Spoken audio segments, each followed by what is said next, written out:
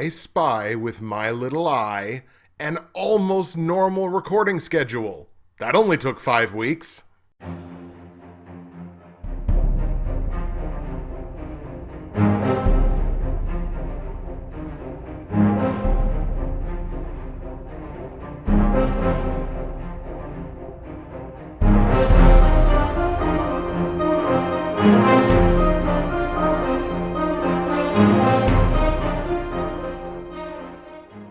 What's happening, everybody? Justin, Bridgewater's finest on YouTube, Blockbuster_guy on Twitter, fueled as always by the incredible folks at NerdTees, and welcome to week 5 of my weekly NFL football pick show for the 2020 NFL regular season and postseason, being recorded at 11:30 a.m. on Tuesday morning. That's as close to a regular recording schedule as I have had all season long. Hooray! And yet somehow it still got screwed up by very loud construction directly across the street from me. So we're down in the basement again. I will inform you if the freezer kicks on behind me, as if you would need to be. So, last week, obviously, very weird week in the NFL, our first COVID outbreak. We're seeing how teams and the league as a whole are dealing with that, but we went 9-6 straight up in the 15 games that it became. It started the week as 16, but became 15. 9-6 straight up has me 42-20-1 on the season.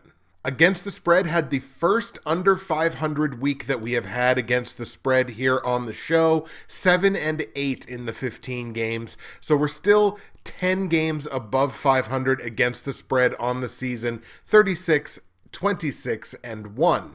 On the totals, had an above par week, 7-6-2 on the over-unders, which means we're still 3 games south, but we made up a little bit of ground anyway, 29-32-2. Fairly average week for the platinum, gold, silver, and bronze picks. Went 3-1 straight up with Philadelphia's big upset of the San Francisco 49ers, 25-20. We got nothing on the silver pick except pushing on the total of exactly 45 points. Platinum pick did fairly well. Gold pick did fairly well. Bronze pick actually swept. That was the Baltimore Ravens beating Washington 31-17. They covered -13 against the spread, and the game stayed under 51 points, so we had a bright spot there. Taking a peek at both the Bridgewater's Finest and the Ante & Co. straight-up pick'em pools. In the Bridgewater's Finest pool, I sit in 12th place all alone out of 38 with 386 of 528 possible confidence points. That's a clip of 73.1%, and if I keep that up all season, I should be right there among the top. I brought in 82 of 120 possible confidence points in week 4. That's a 68.3% clip, so around average. Shout out to our week 4 winner, JustinV, who went 10-5 straight up in week 4, but managed the confidence points very, very well. 101 out of 120 possible confidence points. That's a clip of 84.2%, and it was good enough to win week 4. NickFolesforMVP remains our overall leader, 44-18-1 straight up on the season, 417 out of 528 possible confidence points, nearly an 80% clip. It's exactly 79%. In the Ante & Co. pool, I sit in a tie for 10th place out of 33, so we're just outside the top 10, or just inside the top 10, I should say, with my 42 straight up correct picks this season in the 63 games. That is exactly 2 out of 3, which ain't bad. Went 9 for 15 in the games in week 4. That's exactly a 60% clip, and we're okay with that, all things considered. COVID Picks is the winner of week 4. Got 12 of the 15 games correct. That's a clip of 80%, and that's a good week no matter how you slice it. Tensa and Gavin O'Connor remain the overall leaders, both with 45 correct straight-up picks so far on the season, so 3 better than yours truly. That's a clip of 71.4%. So shout out to JustinV and COVID Picks for winning week 4, and NickFolesforMVP, Tensa, and Gavin O'Connor for being the overall leaders in the pools. In the Ante and Co survival pool, we lost a couple more from last week. Now only 18 of 25 remain in that double elimination survival pool. 6 teams sit with 1 strike, including yours truly. I took the Rams last week. They won their game relatively comfortably, I feel. So look, we're still alive in the Ante and Co pool. There's still plenty of people alive in that pool, but you got to feel relatively confident. Taking a peek now into Fantasy Corner to see how my 6 fantasy football teams did in week 4 action, and it was like my 3rd straight week of being, kind of underwater here. Like I went 6-0 in week 1. And since then, it's been a real struggle. Only 2-4 in week 4 action. Now, one of those 2 wins was what I would consider the most important one, which is my league, the Professionals Dynasty Fantasy Football League. I picked up the win over Half Moon's picks. That moves me to a perfect 4-0 in that league. I still lead in first place. In the NFL YouTube Prognosticators League, another loss, my 3rd straight loss, this one coming to Chalupa Batman. I'm now 1-3 in that pool. I got a week 5 matchup against Jamie Brunt in the Professionals Dynasty pool and Gracie Manor Ghouls in the Progs League. It's a projected win in the Dynasty League, another projected loss in the Progs League. So I cannot afford to go 1-4 in that pool. So I got plenty of work left to do. And I'll take this opportunity, as I always do, to remind you that if you go to the description of the video file on YouTube or the audio file on SoundCloud, iTunes, or wherever you get your favorite podcasts, you can find all of my results from last week, all of my straight up against the spread and over-under plays for week 5 in the NFL. You can find information on joining either the Bridgewater's Finest or Ante and Co Pick'em pools. Remember, we are doing a draw for a free bag of any tea that Nerd Teas sells once the Bridgewater's Finest pool gets to 50 people. You can find information on joining the NFL YouTube Prognosticators Facebook page, and you can find information on my great friends and sponsors at Nerd Teas. As if you didn't know, folks, nerdteas.ca is the place you need to go. Find all of your great gifting suggestions for Christmas, which is going to be here before you know it. Nerdteas.ca. Hit that promo code, which is BWFinest, and you are going to save 15% at checkout on any order that you make. You're also going to get free shipping in Canada on any order over $100. Today's blend, and I've never felt more Nova Scotian than I do while I'm drinking a delicious hot cup of blueberry tea. For those that don't know, Nova Scotia, famous for their wild blueberries.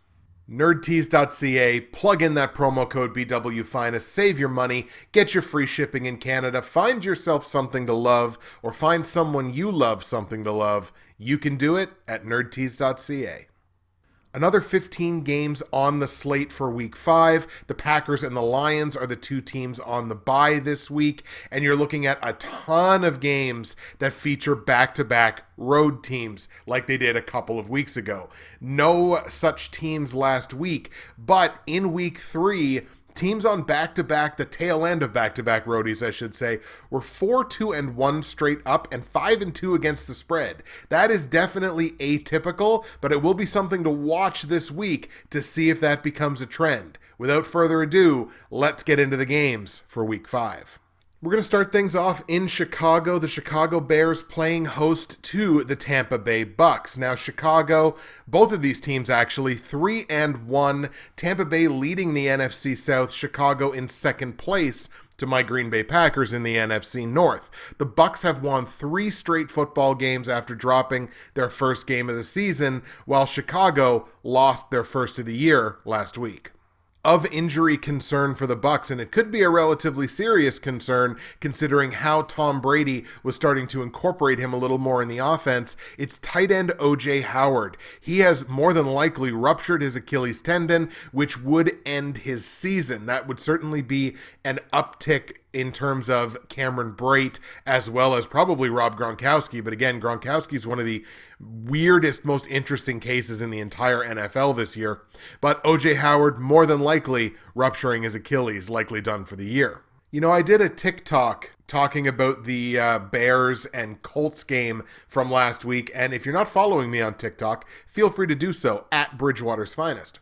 But I did a TikTok where I said Chicago is the definition of an average football team.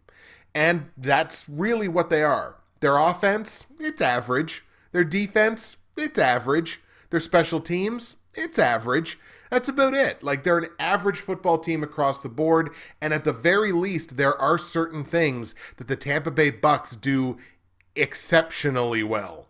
And obviously, it starts with the quarterback, but there are just a number of things. There are parts of that defense that are exceptionally good, and I'll take certain exceptionary talent over an average, literally average football team. I'll take that pretty well any day of the week.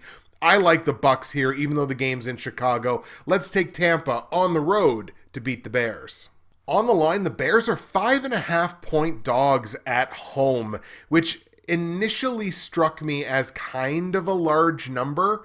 Like 5.5 points feels like a lot to lay on a road team when the teams are not crazy different. But I think I'm still going to lay the points. Again, I simply don't trust the Chicago Bears. I don't trust that they can run the ball. Their receivers are good, but I don't necessarily know that I can trust either one of their quarterbacks. I might trust one a little more than the other, but they're still talking about, oh, who's going to be the quarterback this week? Well, you know, if you can't decide that, I don't think you're beating Tom Brady, and I'm going to lay those points on Tom Brady and the Bucks. Take the Bucks minus 5.5. Total in the game set at 44. It's a relatively close total. I've got this capped around a mid to high 40, so I do think this climbs over by a couple of points. Let's take over 44 points in Tampa Bay, Chicago. Let's go. Bucks 27, Bears 20. Let's go to Atlanta now. Falcons going to play host to the Carolina Panthers, a battle of the NFC South. Panthers sitting at 2-2 on the heels of 2 straight wins. They're second place in this division now. Teddy Bridgewater had himself a heck of a game last week. Meanwhile, Atlanta just last night dropping yet another game. They lost to the Packers, as everyone has so far this season. But Atlanta 0-4. They are last in the NFC South, obviously on a 4-game losing streak. The offense looked all right, aside from the fact that Julio Jones appeared to have re-aggravated his hamstring injury, and he left the game. I don't believe he returned. So, like, that's obviously a huge hit. And you saw what happened when Julio came back. Calvin Ridley got almost completely taken out of the game plan. I don't know if that was by design or the Packers were doing something specific on the defensive side, but I mean, I think he was only targeted maybe a handful of times. I don't think he had a catch. So without Julio in the lineup, which I have to assume Julio's not going to play, I imagine you'll see a lot of Calvin Ridley because it's not like the Panthers' defense is unbeatable. But I'm going to take Carolina here. I genuinely think Carolina, top to bottom, is the better football team, and Atlanta's just decimated on the defensive side. I can't trust them until I see it. I'm going to take the Carolina Panthers on the road in Atlanta to beat the Falcons. Certainly doesn't help, too, that the Falcons come in on the short week. On the line, the Falcons are still getting 3.5 points as a home favorite, which I don't particularly understand. I like the Panthers to win outright, so give me Carolina plus 3.5. Total in the game set at 54.5 points. I expect Teddy Bridgewater to have a very good game. Matt Ryan, I expect him to have a good game as well. I got this thing capped at a high 50, pushing a 60. So even though it's 54.5 points, I still feel good about telling you to take the over here. Again, Atlanta's almost a JV team on defense right now. So take over 54.5 points in Carolina, Atlanta. Let's go Panthers 34, Falcons 26. Let's go to Tennessee now. Titans and Bills, and oh man, is there ever a lot of moving parts to this game. Starting with the obvious, Tennessee didn't play last week because of their COVID situation. Theirs is the first big outbreak that the NFL is having to deal with this season. Upwards of 20 positive tests for the Titans. Now, it is worth pointing out, today is the second straight day with no more positives coming out of Tennessee. So that's a very good thing. Among those 20 or so positive tests come 8 from Tennessee's 53-man roster. The vast majority have come on the defense. The only significant offensive piece that I've seen is Adam Humphries with a positive test. That doesn't mean that he's symptomatic. It just means he tested positive. Both teams come into the game undefeated. Buffalo's 4-0. They're leading the AFC East. Tennessee's 3-0. They're leading the AFC South. Obviously, the COVID situation is a significant one to watch. But then when you take a look at the Bills have some injury issues here, both of them coming on the defensive side. Defensive back Levi Wallace, he injured his ankle. Right now, he's being considered week to week. Also being considered week to week, once again, is linebacker Matt Milano. I believe he had a pec injury coming out of the game last week. So Buffalo's defense, I don't think they've lived up to snuff. Certainly not up to their preseason billing so far this year. It's definitely hurting them that, they're losing all these pieces off the defensive side. The Bills are also entering the game on the tail end of back-to-back road games. They're the first such team that we experience so far in the show, and there's a lot of things going against both teams. The old adage is, well, somebody has to win. And when you look at two unbeaten teams, these are two very deep teams, both of which are capable of winning a football game under arguably the worst of circumstances. I'm going to go with the Tennessee Titans in this game. I know both of these teams have a potency to put up points. Not my only concern really is with Buffalo on the defensive side, coming off their second straight road game. I don't know that they will have what it takes to stop the most dynamic player on either side, and that to me is still Derrick Henry. I think Derrick Henry is the player. I mean, Josh Allen might have something to say about that, but I still think Derrick Henry is the one player on both sides who is the most explosive. So I'm going to take his side. I'm going to take the home team here. I'm going to take the Tennessee Titans, assuming this game happens, of course. Let's take the Titans at home to hang the first loss of the season on the Buffalo Bills. On the line, Tennessee right now actually a 1-point dog at home. I like them to win. Give me the point. Total in the game set at 49. I actually have this capped pretty darn close to where I capped Carolina and Atlanta. I've got this thing at a high 50, maybe even pushing 60 points. So if you're going to give me a 40, I'll say thank you very much and I'll take the over. We're going to go over 49 points in Buffalo, Tennessee. Let's go Titans 30, Bills 29. Let's have this thing come down to the wire. Let's go to Kansas City now, where the Chiefs enter a game off the short week, having played last night on Monday Night Football. They play host to division rival Vegas, an all AFC West matchup. Las Vegas comes into this game at 2-2. They are second in the AFC West. They started the season hot, but have since dropped back-to-back games. Kansas City, they're one of the NFL's unbeaten still at 4-0. Obviously, they are leading this division. No real injury concerns on either side, and straight up, you look at both of these teams, these rosters top to bottom, the Kansas City Chiefs are one of the deepest and best teams in the NFL. We saw good things out of the Raiders for the first 2 weeks. We're starting to see them slip back into becoming the Raiders. And that's obviously very concerning when you're about to play one of the best teams in football. Obviously, I like Kansas City here. They got off to a really, really slow start in the game last night. But, I mean, that was against the Patriots and Bill Belichick, and that's obviously an impeccably coached football team. I don't necessarily know that the Raiders are an impeccably coached football team. That's nothing necessarily against Gruden. I just, I have my concerns. We're going to take the Chiefs here for sure in their own building. Chiefs beat the Raiders. On the line, however, the Chiefs are 12.5-point favorites right now. That's too many points for me in a division game. The Raiders have shown that they can score some points. And they've actually shown that comparative to last year, they can actually play a little bit of defense. With Kansas City's slow starts, and you've seen it a couple of times this season, 12.5 points, maybe I'm a sucker for this, but I don't think the Raiders are the Jets. Right? This is the kind of number that I would expect against the Jets, or that I would expect against, Miami. They're not that team. The Raiders are better than that. So 12.5 points to me, it's just too many. I'm going to hedge my bets here, and I'm going to take the Raiders plus 12.5. Total in the game set at 56 points. This is pretty darn close. I have this capped at a mid-50, so this is kind of a 50-50 number for me. I think I got to slide over on it just by a couple of points. We know both of these offenses are capable of putting up points. Let's go over 56 in Las Vegas, Kansas City. Let's go Chiefs 34, Raiders 24.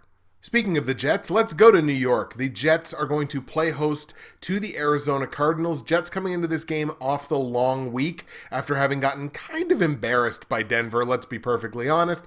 Arizona coming in on the tail end of back-to-back road games. Neither one of these teams going in the right direction right now. Arizona started the season 2-0. They currently sit 2-2 in the basement of the NFC West, having dropped their last 2 football games. By the way, freezer activated. I'm going to tilt over to the side here in the hopes that maybe the microphone picks up a little bit less of that. Jets currently sit in the AFC East basement, still waiting for their first win of the NFL season. No real injury concerns here on either side, although Kenyon Drake did have a bit of a scary moment late in the Cardinals game last week, so you may see like Chase Edmonds, who may come up and have some value in this game. You know, if you're playing like kind of relatively deep in fantasy, Chase Edmonds may have some value this week, especially if Kenyon Drake kind of re-aggravates something. Maybe he comes out of the game for a little bit. I mean, the run game for Arizona hasn't been that great all season, but anything that limits Kenyon Drake is certainly going to limit their upside offensively. So I had a big crazy upset last week when I took Miami to beat Seattle. That one didn't work out. I got another one here for you. I think the Jets get their first win of the season. I think it happens this week.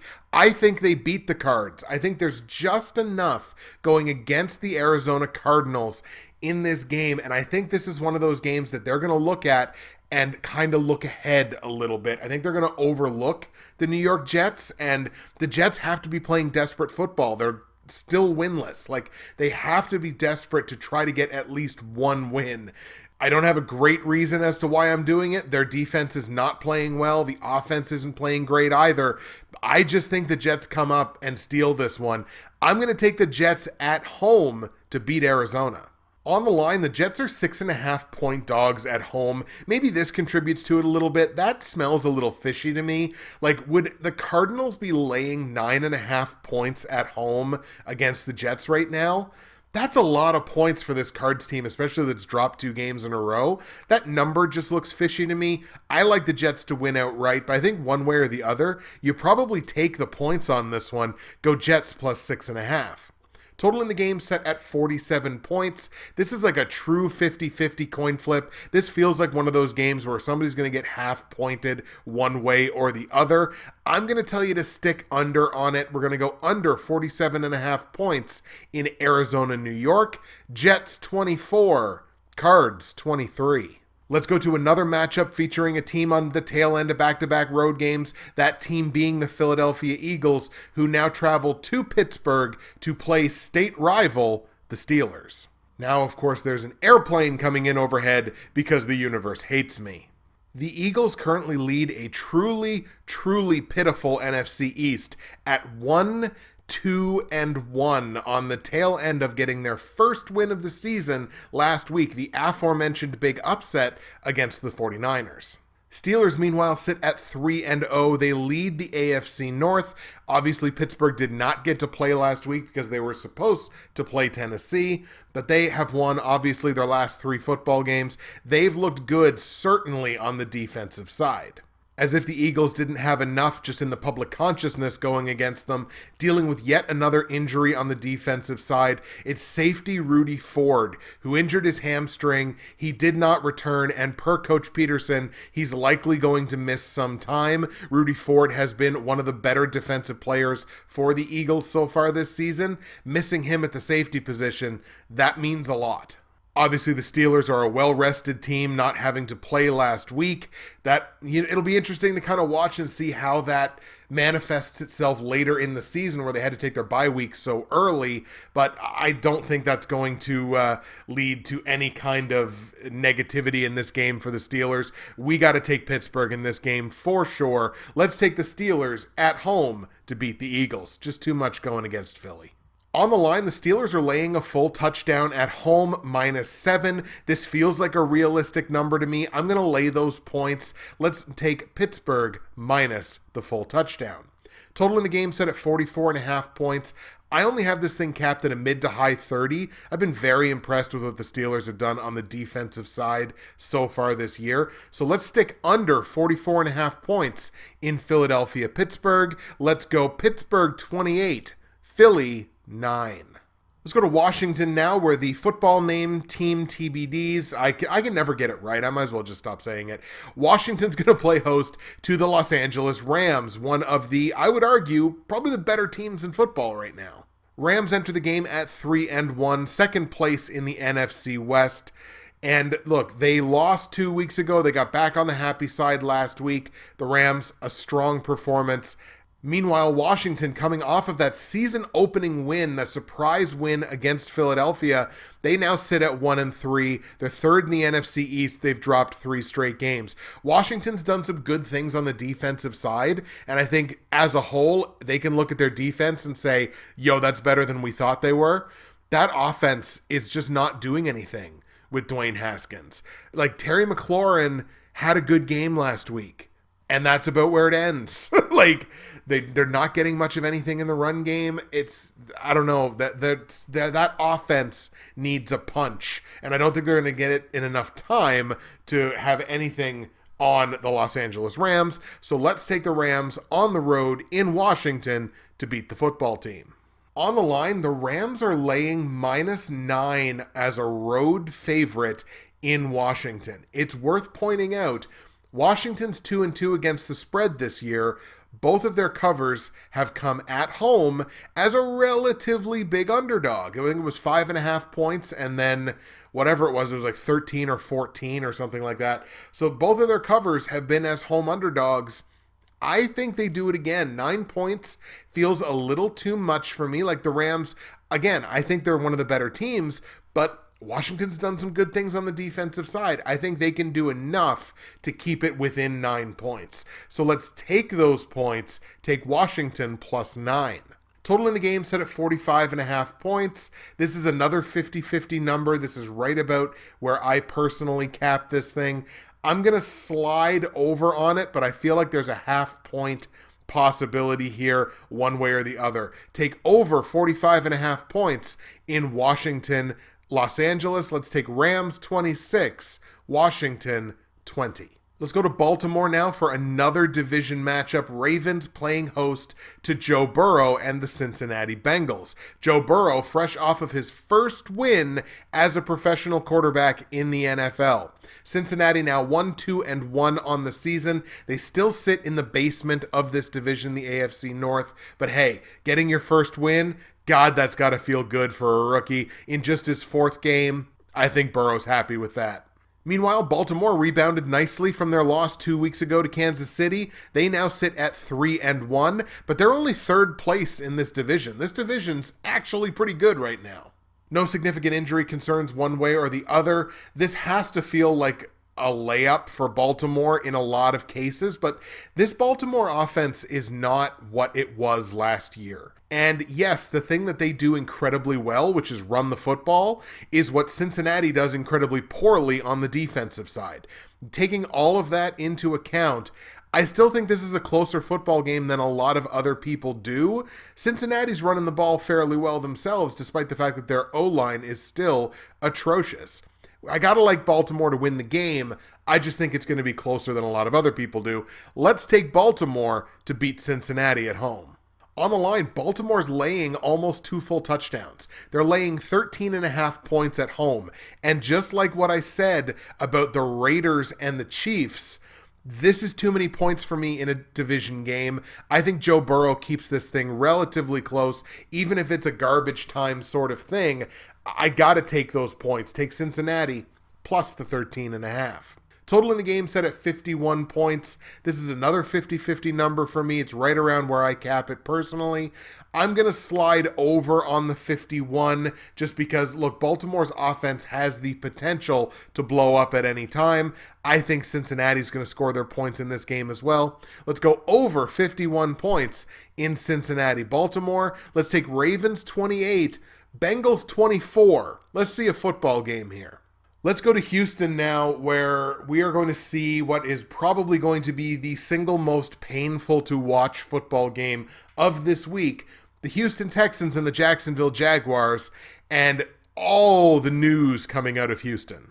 But in due deference, we'll start with a Jacksonville team that has now dropped 3 consecutive games after winning their season opener. They're at 1-3, third place in the AFC South. I'll mention this is a battle of the basement dwellers in the AFC South because Houston 0-4, fourth straight loss. Obviously, they are in the very basement of this division, and that cost Bill O'Brien his job, both as head coach and GM. And all I can say about that is probably should have happened a year ago. Think about it. If that happened a year ago, you'd still have DeAndre Hopkins. Furthermore, injury concerns on both sides. For Jacksonville, it's a big one. Miles Jack, their linebacker, their elite level linebacker, he injured his ankle. He didn't return. You got to consider him questionable. He has not yet been ruled out. And on Houston's side, kind of the same deal. A guy you have to consider questionable, tight end Jordan Akins. He suffered a concussion on a hit that I believe it was one of Minnesota's linebackers. Harrison Smith, I think it was, got him ejected from that game. Akins suffered a concussion on that hit. You got to consider him questionable for this game. You also got to consider that the Jags are coming in on the tail end of back-to-back road games. Historically, not the greatest road team we've ever seen. This is going to be a garbage football game. There's no other way to put it. This is going to be a bad football game. When I saw this game on the schedule for this week, I made a commitment and I'm sticking to it. Whoever is the underdog, I'm taking them to win. I'm going to simplify this as much as I possibly can, and when the game is this bad, why shouldn't I? Whoever the underdog is, I'm taking them to win. And the underdog in this game, mystifyingly, is the Jacksonville Jaguars. So let's take Jacksonville on the road in Houston to beat the Texans. And the true ridiculousness of this, the Jags are 6.5-point dogs. It's not like they're +1 or +1.5 or like it's within a field goal. No, 6.5 points. That's ridiculous. Anybody that will lay 6.5 points on the Houston Texans right now needs their head examined. Even if it works out, it was still a bad play. So we're definitely taking the points. Jacksonville plus 6.5. Total in the game set at 54 points. I have this thing capped like in the 30s. In the low 30s, mind you. So I don't know where this number comes from, but we're definitely going to stick under 54 points in Houston, Jacksonville. Let's go Jags 17, Texans 14. Let's go to Cleveland now for a battle of 2 teams entering this week on 3-game win streaks. The Cleveland Browns and the Indianapolis Colts. These 2 teams, very similar at first. They're both 3-1. They're both second place in their respective divisions. They're both on 3-game win streaks. They've certainly done it in very different ways. Cleveland with the offense, Indy with the defense. And given that that's the case, awful, cataclysmic injury news on both sides. Starting with the Colts, linebacker Darius Leonard. He injured his groin. He did not return to the game last week. You have to consider him questionable, although once again, he has yet to be ruled out. And on Cleveland's side, running back Nick Chubb, spraining his MCL in that game last week. He is on IR. He's going to be out several weeks. It is Kareem Hunt time in Cleveland. If you're lucky enough to have him on a fantasy roster, that man's going to be like easy RB1 value in fantasy. He's got RB2 value as a quote-unquote backup. Even with the injury to Darius Leonard, and honestly, I think Darius Leonard will probably play. Even with the injury, I've still got a skew on Indy's defense because they're so far and away among the best defenses in football, if not the best defense in football right now. The Colts are what I thought the Bills would be, and vice versa. Colts are playing incredible defense right now, especially against the pass. Baker Mayfield is going to have a rough go of things in this game. I'm going to take the Colts on the road in Cleveland to beat the Browns, despite the fact Indy's on the tail end of back-to-backs. On the line, the Browns are 2.5-point dogs at home. I like Indy to win. It's a small price to pay. Let's lay those 2.5 points. Take Indy minus 2.5. Total in the game set at 47.5 points. I've only got this thing in like the mid-30s. So you're going to give me a mid to high 40. I'll say thank you very much. We'll go under 47.5 points in Indianapolis, Cleveland. Let's go Colts 21, Browns 13. And the last game we're going to look at before we get into the platinum, gold, silver, and bronze picks for a strange week 5 is the New Orleans Saints at home taking on the LA Chargers.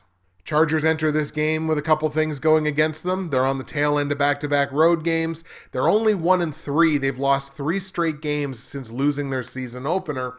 Justin Herbert, I thought he's played quite well, but they lost arguably their biggest or second biggest piece on offense, which we'll talk about in just a minute. Saints enter the game at 2-2. They're third in the NFC South, but got back on the happy side of par with their win last week. Like I mentioned, one of their biggest pieces for the Chargers, now he's injured. That's running back Austin Eckler. Injured his hamstring, reportedly out 4 to 6 weeks, which means it's the Joshua Kelly and Justin Jackson show at running back for the Chargers, and that really drops their offensive potency. Worth mentioning, too, on the Saints' offensive line, Ryan Ramczyk suffered a concussion last week. He did not return to the game. Got to consider him questionable as he's in concussion protocol now. I'd give it probably a 50-50 that Ramczyk plays. I might consider this as an upset play if the game was in Los Angeles. It's not. It's in New Orleans. Too much going against the Chargers in this one. Let's take the Saints at home to beat the Chargers. On the line, New Orleans laying 7.5 points against the spread, and I think I've got to lay that. I think that's a justifiable number, especially with the idea that, Michael Thomas might be back this week, and especially if he's back and he's going at close to 100%, Drew Brees is going to be the happiest guy in New Orleans because he's got his favorite toy back. I'm going to lay those 7.5 points, but I do think that number's probably going to shrink between now and game time. So if you can get that under a touchdown, definitely grab that. Total in the game set at 52 points here. I've only got this thing capped at a high 30, pushing into the 40s. So I got to stick under on this one. We're going to go under 52 points. I think that's the third straight under we're taking. In Los Angeles, New Orleans, let's take Saints 24, Chargers 16. All right, here we go, folks. Platinum, gold, silver, and bronze picks for week 5 in the NFL. Starting at the bottom with the bronze pick, where I am a perfect 4-0 straight up, even money 2-2 against the spread, and 3-1 on the totals. Bronze pick's been paying off this year. My bronze pick sees the New England Patriots at home taking on the Denver Broncos. Now, the Patriots enter this game on the short week, Denver entering the game on the long week. They are on back-to-back road games, however, and they are also dealing with a relatively significant injury, yet another one on the offensive side. Denver did pick up their first win of the season last week on Thursday Night Football, beating the Jets, putting up a ton of points in that game as well. Denver only 1-3, they're third in the AFC West. The Patriots 2-2, but still second place in the AFC East. Like I mentioned, Denver losing another significant piece of their offense. That's tight end Noah Fant. He injured his ankle. He's not expected to play this week. It's also not expected to be a long-term injury. Now, they are going to get Drew Lock back this week, but Lock hasn't played in a couple of weeks. You could see some rust, and against that Patriots secondary, you don't want to come into the game rusty, especially in their building. That's why I feel pretty good about the Patriots here, despite the fact that they're on the short week, and despite the fact that I don't know who's going to play quarterback for them. Brian Hoyer proved last night beyond a shadow of a doubt that he should not be seeing game action in the NFL right now. Jarrett Stidham came in, and I thought Stidham actually played all right, except for a couple of bad mistakes. So I'm looking forward to the prospects of seeing a full football game, a full 60 minutes, with Jarrett Stidham at the helm, assuming Cam Newton will not be ready to go after being put on the COVID list. Despite all that, we are going to take the Patriots at home to beat the Broncos. On the line, the Patriots are laying 8.5 points as the home favorite. That number has come down from, I think, 10 or 11 when the line opened. I still think it's too many points.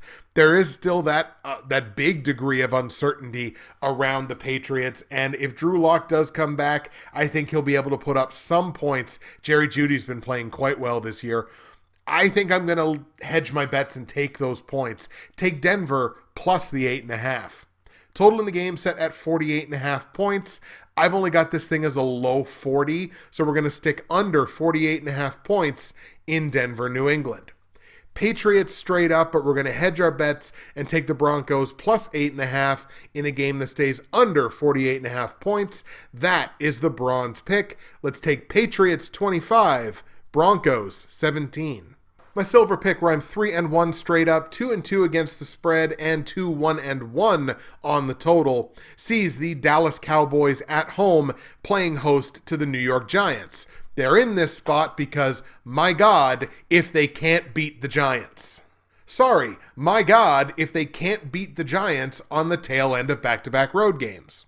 Sorry again, my God, if they can't beat the Giants on the tail end of back-to-back road games without Saquon Barkley. Giants are 0-4 and have barely put up a fight so far this season. Again, with no Saquon, it's not entirely their fault, but, not great.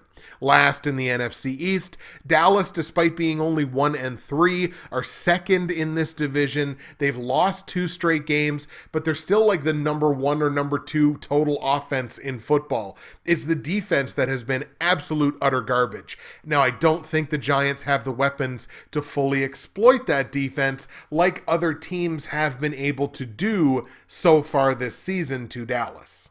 Basically, I really have to think twice about taking Dallas against any offense with a pulse. I don't think the Giants have a pulse. We are definitely heavily on the Dallas Cowboys in this game. Let's take the Cowboys to beat the Giants. On the line, Dallas laying almost double-digit points, despite the fact that their defense is like all-world terrible. I'm going to hold my nose and lay those points. I still think that number's justified. The Giants are not a good football team. They're so decimated. They're playing for the first overall pick for sure, even though they're playing for if they're playing for the first overall pick, and we assume the first overall pick is Trevor Lawrence, what do you do with Daniel Jones? In any case, we'll cross that bridge when we get to it. Laying the points, Dallas minus 9.5.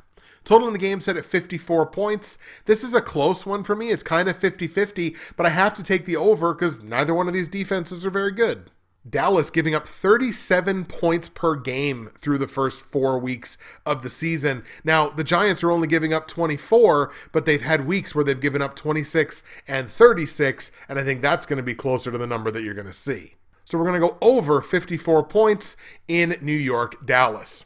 Cowboys straight up. We're going to hammer the Cowboys minus 9.5 against the spread in a game that goes over 54 points. That is my silver pick. Cowboys 33, Giants 23. My gold pick, where I am 3-1 both straight up and against the spread, only 1-3 on the totals, so we certainly got some work to do there, sees the Seattle Seahawks at home taking on the Minnesota Vikings. This might not be the greatest spot to try to take a game against the Vikings this high in my picks. Now, granted, they are only 1-3, but they did just get their first win of the season. Granted, it was against Houston. But this is more a credit to the Seahawks, man. Seattle, a sparkling 4-0 on the season. Russell Wilson playing out of his mind. I believe tied Peyton Manning's record for the most touchdown passes through the first 4 weeks of the season, or something crazy like that. He's playing so incredibly well. Nobody throws a better deep ball than Russell Wilson. Just absolutely unbelievable. And DK Metcalf, he's turned DK Metcalf into like a top 6 receiver in this league. With no injury concerns on either side, I'm going to defer to the fact that the Seahawks are playing incredible offensive football right now, the fact that Minnesota is on the tail end of back-to-back road games, and despite the fact that Seattle's defense is just awful, Russell Wilson plays them into a victory here without question. Let's take the Seahawks at home to beat Minnesota. On the line, Seahawks only laying a full touchdown. That number's justified to me. I'm going to lay those points as well. Let's take the Seahawks -7.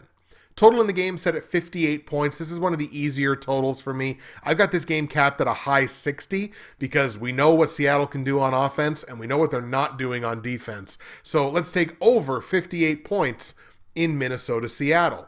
Seahawks straight up. We're going to hammer the Seahawks -7 against the spread in a game that goes over 58 points. That is my gold pick. Seattle 40, Minnesota 29. We know the Vikings defense hasn't been the greatest this year either. And the platinum pick where I'm 3-1 straight up and even money both against the spread and over under sees the San Francisco 49ers play host to the Miami Dolphins.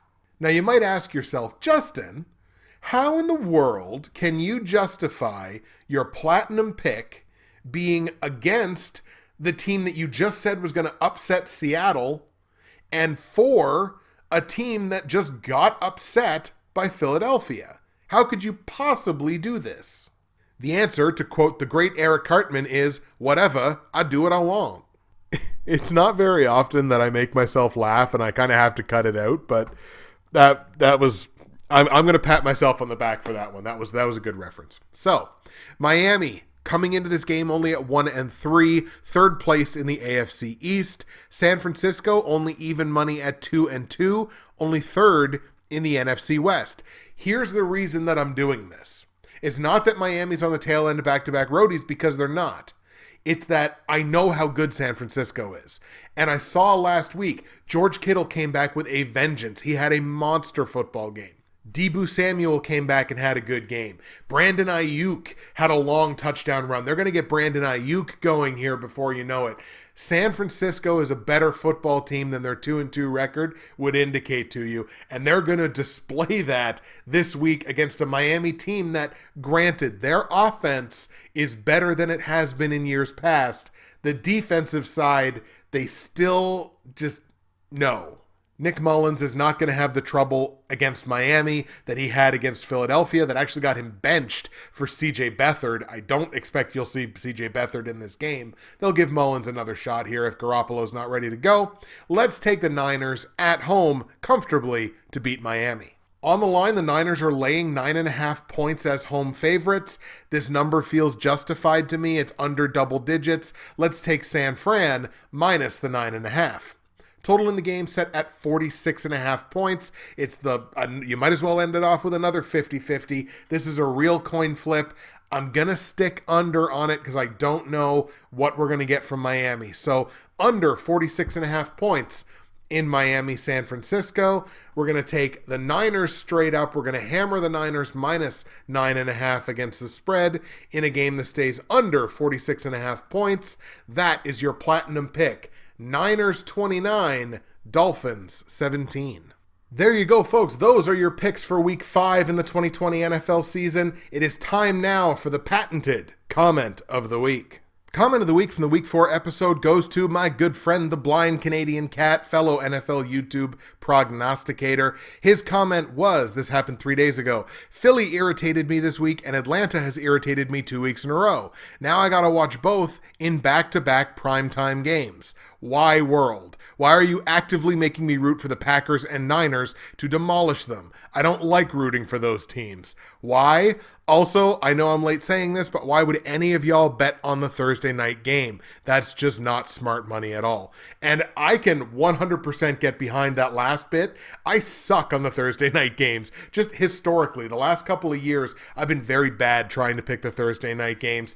And I know how you feel. That's the way I felt about the LA Chargers for the longest time. That why, this team always lets me down because I always feel like they're better than they actually are.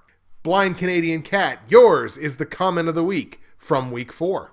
There you go, folks. Picks are in. Episode is in for week 5. Enjoy the games. That's it for me, Justin, Bridgewater's Finest on YouTube, Blockbuster_guy on Twitter, fueled as always by the incredible folks at Nerd Teas and my delicious, delicious blueberry tea. Enjoy the games once again in week 5. Fingers crossed for the Tennessee Titans that they can get that football game played, and fingers crossed that we don't have another outbreak for at least a few weeks. Can we just not talk about it for a couple of weeks? That would be great. Enjoy the games, and we'll see you again in week 6.